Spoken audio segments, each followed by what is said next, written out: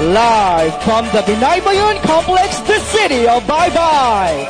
This is the Miss Universe Philippines later, the Cultural Costume Competition. Ang takot sa iyong damdamin ipamalas ang angking galing.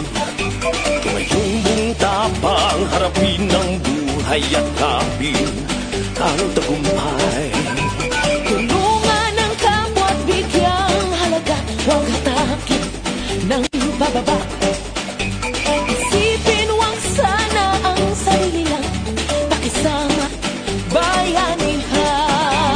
Subukan natin isulong at ligawan ng magandang bukas. Ikaw at ako magkasama tayo sa lupain ng kinabukasan.